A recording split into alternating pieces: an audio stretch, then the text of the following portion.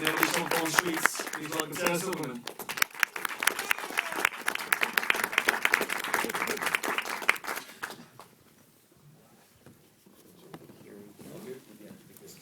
Oh, That's you. Oh, Yeah, okay. that's you.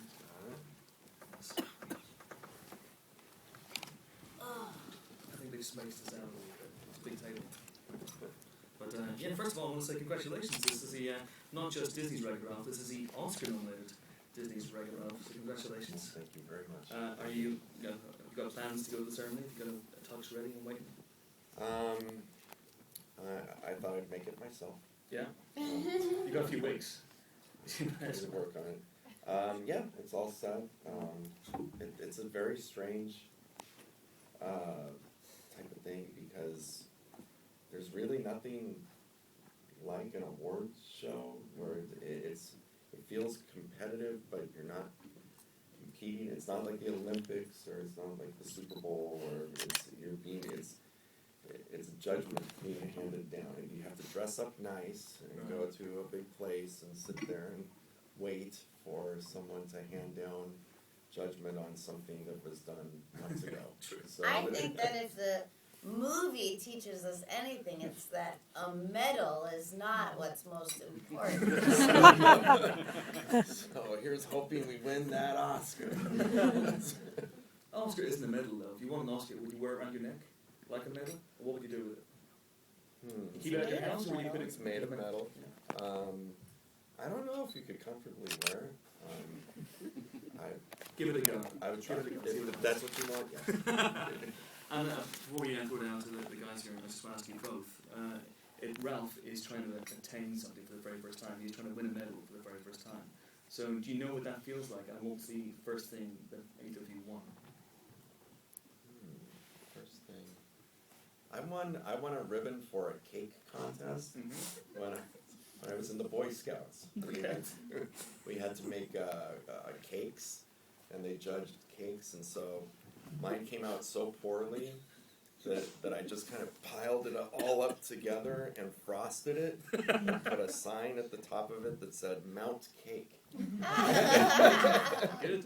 And it won. I don't know how I possibly, beat out all the other cakes, but You took your no. shortcoming and you made Yep. it into your superpower, just like in the movie. You took your glitch. All right. And made a mountain out of it. Good. So that, yeah, a ribbon for a cake. Do you still have the ribbon? No. Oh, that's a shame. Sarah, what was the first thing you ever won? The soccer team, our soccer team, everybody got like a certificate that was like an award for a positive thing in high school. And I was the only one that got, I got least popular on the van. Because I wouldn't let anybody sleep on away games. Do you still have that? No. That's long gone. Okay, let's get some questions from you guys now. There's a young gentleman here, Oliver, I believe. John was really funny in Hero's Duty. Was he heroic in real life? And Sarah, what is your worst glitch? Well, let's see. My worst glitch I think the best comparison of a glitch in my life was that I was a bedwetter. I went to bed until I was in my teens. And I thought it would be my biggest shame, like my most embarrassing thing. I never thought I would be in front of media talking about it. But here I am, In London. proudly and without any shame, telling you that that was my glitch, and now I've turned it into my superpower because it made doing stand-up not at all scary, because I thought, what's the worst that's going to happen? People are going to boo me off the stage. I spent 8 weeks at camp peeing my cot every night and making the bed over it. And it made me brave. And then what was the first part of it? That was for John, but John is sick. That's his downfall today. That's his glitch. He has a terrible bug. I was asking whether John was heroic. Is that what your question was? Yeah. Yeah. Was he heroic, Rich? Did you find out? I think that very, this was a new kind of process for John. This was the first time working on an animated feature for John, and I think he jumped in with a lot of enthusiasm and did a great job. So I would give him a medal. Yeah, I think he earned that. And, Thank you. You have another question, Ollie? Going to Disneyland was awesome. Was making the film as much fun, and why? As going to Disneyland? It was pretty fun. Yeah. I mean, to work with people like Sarah and John and lots of amazing artists who are so talented and really wanted to put their all into this film. I made a lot of great friendships over the course of making the film, so yeah, I would say it's better than Disney. Yeah, but probably not for you. You probably wouldn't Yeah. have as fun doing it as in Disneyland. Disneyland's pretty cool. But I liked There it. were no churros Such like a at shame. Disneyland. Such a shame. Yeah. Anmore, please. Sarah, was voicing a lead character in a Disney animation a long-held ambition, and did your edgy stand-up work perhaps make this a more unlikely dream starting out? I grew up with Disney movies. I love Disney movies. I never imagined that I'd get to be a part of one. It seems like an odd fit at first, maybe to the naked eye, but the dirtiest comic when I was growing up was Eddie Murphy, and he plays a donkey in Shrek. I mean, to turn it round, is it a chance to subvert the expectation, because people who don't see the credits going in may not recognise automatically that it's you, so you can play a character you might not get cast as in live action? That would be great, yeah. I mean, I think it's often remarkable and surprising to me the lack of imagination that people in show business have. And when people like Rich Moore can imagine someone like me in a wholesome movie, I have a lot of gratitude. And clearly, Rich, you didn't see Sarah as an odd fit, so... Not at all. Yeah. No, I thought she was perfect for the part, and the part was tailored for her because I was inspired by Sarah's memoirs, the Bedwetter, her autobiography, and I would listen to it on my iPod. It was me doing the reading of the book, and I love the parts when you would talk about your childhood, and how naive you would say you were, but inappropriate with adults, and I thought that is a great character. That for the character of Penelope, to have this kid that can really stand her ground and really be the one that really kind of puts Ralph in his place. I thought not just the idea of this character, but Sarah playing that character just seemed perfect to me. There's a gentleman here. He's got the Just microphone. following on from that, really. Sarah, was it written into your contract that you'd only voice this movie if it contained a joke about Judy? It should have been, but that was just a happy accident. In so many ways, I guess you could call it a happy and an accident. I like to play to the strengths of Was there a lot of improvisation? Because I know you guys recorded together. Did a lot of stuff make it in? Well, we would work from the page first. Yeah, the script was perfectly written. Rich was so supportive. We would do the lines as scripted, and then we would go off and improvise off of them and take left turns and have wild digressions, and bits of those probably made it on there. And then we would always try to channel it back towards the scene a little bit at the end, so I always thought of it in like 3 steps, that it was first the page, then the plane, and kind of going off of the reservation, and then we would then try to kind of pull it back into the scene. And I really enjoyed it. And we had, it wouldn't just be the actors, but it'd be myself there, the writer, our head of story, and everyone was there. No one was precious with the material. The writer wasn't saying, no, but this is how I wrote it, we need to say it like this. We were always trying to make the scene as funny or as touching or as emotional as it could be, and it was a case of the best idea winning. You know, we were just trying to elevate the material in each of our ways. Back in the second row, please. Question for Rich. Yes. You have this very impressive animation background, but how was it being given the keys to the Disney toy box and then having to do Well- the lead character as 8-bit animation? And how difficult is that to actually do sort of 80s NAF animation these days? Well, it was wonderful to be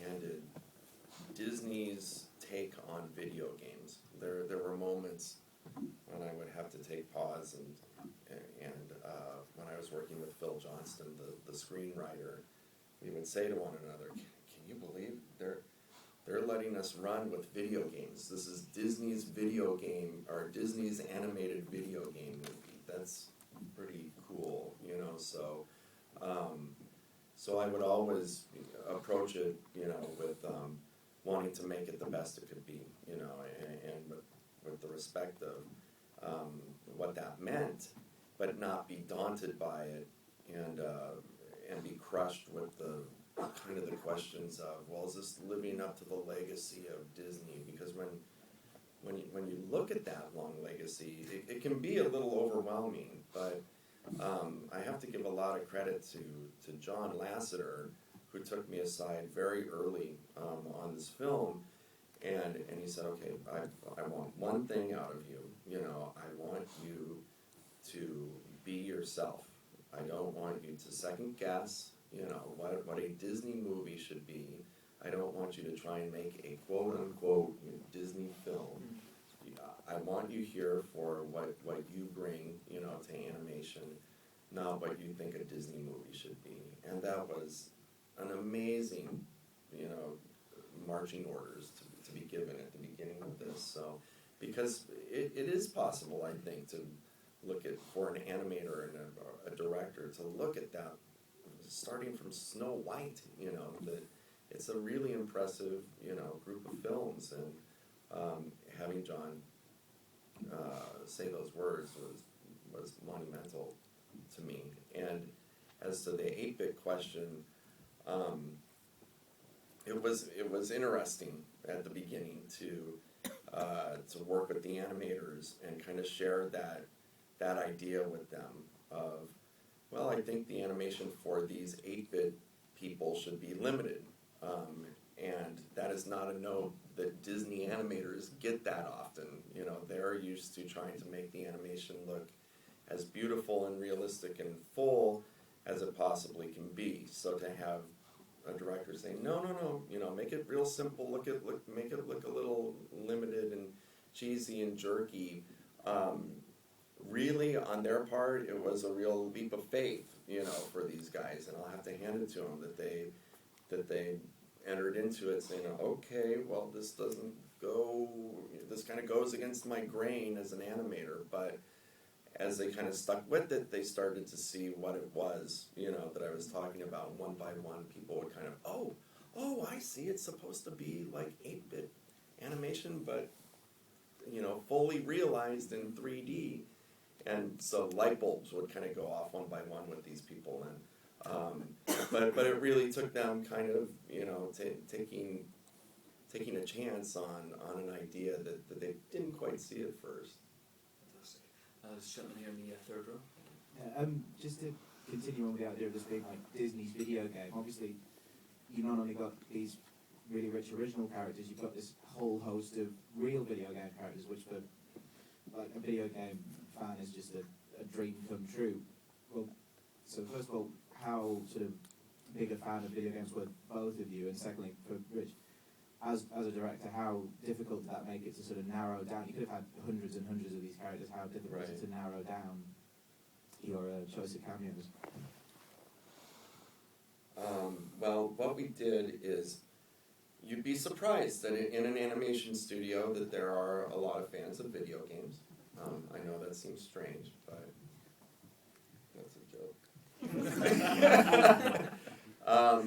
So what I didn't want to be the only one choosing characters from my past and what I like. So we put up a big board in our common area, in this little coffee area, and with a sign on it that said, who are your favorite characters from your childhood, from now, and put them up, so we had just a big pool of ideas, and then we kind of went through, and a group of us kind of like, oh, we gotta have him, we gotta have her, so we had a really wide swath to kind of choose from, and it was kind of studio wide, and like my favorites were, my favorite era of games from that kind of arcade time was like Pac-Man and a Donkey Kong and Dig Dug, when the characters were like little cartoon characters. I liked the old like spaceships or like asteroids or Space Wars. It was fun, but then when the games became character based, that's when I was really hooked into them. And Sarah, were games a lure for you growing up? Oh yeah, we had Atari and there was an arcade. There was a game called Joust at our local Dairy Queen. I don't know if you have Dairy Queen, but I mastered it in between dipped cones. And Joust was hard. That was a tough game. it's With the speed. It's ostriches. finger speed. It's Mhm. like Centipede as well. And I probably departed with video games after GoldenEye, Nintendo 64. I love it. I know every room. I know every nook and cranny of it. And I didn't really go beyond that. No Bond cameo in this one, Rich. No. Maybe next time. Maybe next. Maybe next time. Yeah. I did have a running order, but now it's just anarchy out here. There's a gentleman who's grabbed the microphone. That's Sarah, you're renowned for a huge range of accents and voices and the rest of it. Has anything ever eluded you at all? I mean, has there any accent or any voice eluded you? You think, no, I just cannot get that. No, I am a mimic. I am a Zelig. I can do every accent. Just call one out. Yeah. Here's Do it, do it, do it, do it. That's pretty much Yeah. Amazing. And that's just, usually I need to hear it a little more. But. Pitch perfect. There's a gentleman here. Yes, thank you. A question for Rich then. The soundtrack sounds very diverse throughout the film. How did the collaboration with Henry Jackman come about? Because it sounds a lot different from stuff that he's done before. Well, Tom McDougall is our music supervisor at Disney, and he had worked with Henry on Winnie the Pooh. Henry did the music for that latest Winnie the Pooh movie. And he said, I've got the perfect guy for Wreck-It Ralph. It's Henry Jackman. He just did Winnie the Pooh. And I said, Winnie the Pooh? What? That's not, I'm not looking for that type of score. It's like, no. He can do classic scoring. He can do contemporary. He can do anything. You really got to meet him. So I met with Henry to pitch the movie to him, and really enjoyed speaking with them right from the start. And he said something that day. He said, you know what, this is like a dream come true, because the first paying job that I had in music was writing music for old Commodore 64 video games. You know, it's like I still have the keyboards that I used to write those tunes. You know, it was my first paying job, and I was about 15 or 16, and my dad got me the gig. You know, and I was like, you are perfect for this movie. and I loved collaborating with Henry. We would always, it was a real pleasure to meet with him because he has a little studio in Santa Monica, and we're in Burbank, in Los Angeles, and the days at the time when I was working with Henry, our days at the studio were packed, where it was just, you get at the studio, someone is guiding you from office to office, to different phases of the production. So it was really busy, and I was so happy to go to Henry's studio because we would just kind of sit down in his room, and he'd play a little on the piano, and then he would play back to the picture, and he always had like a candle burning, in his room, and it was so peaceful, we would just sit there and talk about what the music meant, and were we getting the right emotion and the right mood, and we just spoke each of the same common language that was just fantastic, and at the end of every meeting it would be like, I want to work with you again, and no, I want to work with you again. And I really liked him, and he was great taking outside music, like we have Skrillex in the film, and AKB48, and so much other kind of contemporary music, and he was great at kind of layering that in, never being precious with the score, so a fantastic partner to collaborate with. Excellent. Let's restore some order now. Go back to very Question for Sarah. It says in the production note that John will physically act out certain scenes. I just wondered if there's any of your scenes that you were physically acting out. Well, I mean, we when John had to make noises, sometimes you have to make noises like you're running, and I'm like, it's so awkward, but he was so great at it. He would just do all the motions, but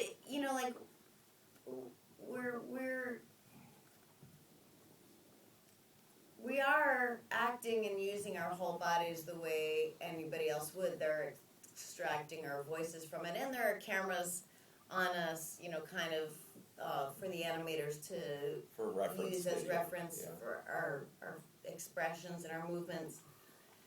It's just like if you're talking on the phone, you're not like, I'm only using my voice, so I'm only going to use my voice. It's like you're walking around, you're pacing, you're moving, it's just natural. So, but yeah, he was very animated, and he...